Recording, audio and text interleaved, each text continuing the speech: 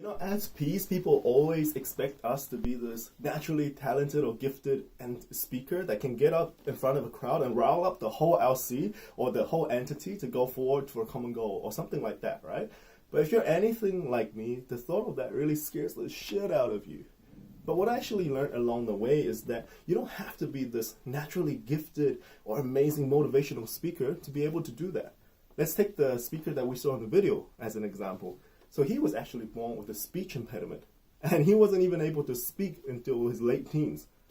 And you would actually be able to notice that if you listen very, very closely to the video.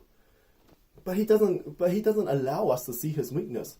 What he does is he uses his strength, which is one of our leadership qualities, and Isaac, of course, focuses on strengths over weaknesses. He uses his strength of humor to actually cover up his weakness, which is the actual speaking itself.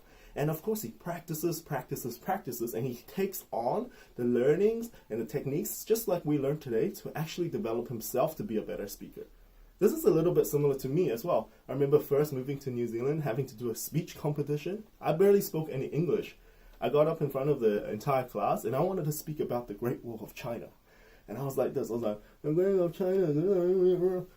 Of course, everyone laughed at me because they didn't even know what I was saying. Now, I took that as an inspiration, and one of the reasons I continued with Isaac is I wanted to keep developing my ability to speak in front of people. And now I know I'm still not this amazing natural speaker that I can be, and that's exactly why I put so much practice into each and every one of my sessions, right? I spent hours and hours and hours practicing and going over all the lines to make sure that it's as good as possible. Now, what you have there in front of you is your leadership story. This is the first draft of your leadership story.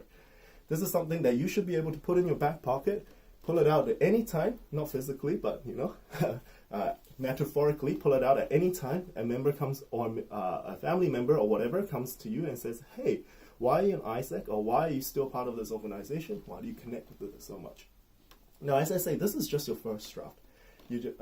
Along the journey, I hope you can keep adding on to this leadership story. Along the journey, I hope you can keep embellishing it, adding more amazing experiences, and really take on the feedback that your group mates have given you to make it as connectable as possible to the audience.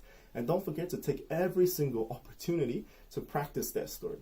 Because at the end of the day, practice makes perfect, or if you're like me, you say practice makes habit, right? So the more that you speak your story and the more that you embellish it, the better it gets.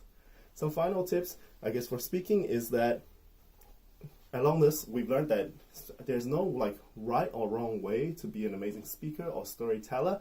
Everyone has their own flares. If you just copied everything from Toastmasters, let's say from step 1 to step 100, everyone will speak exactly the same way. It'll be monotonous. It'll be really, really boring, right? So play to your strengths. Maybe you have some unique hand signals, you have some kind of tones or voices that you like to use. That's completely up to you.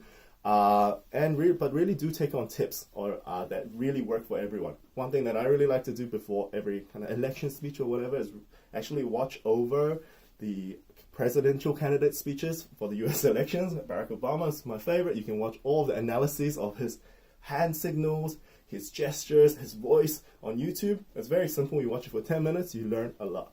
Amazing. Thank you guys, everyone, for being a part of this session. Hope your first draft of your leadership story is going to be the start of something amazing. Thank you.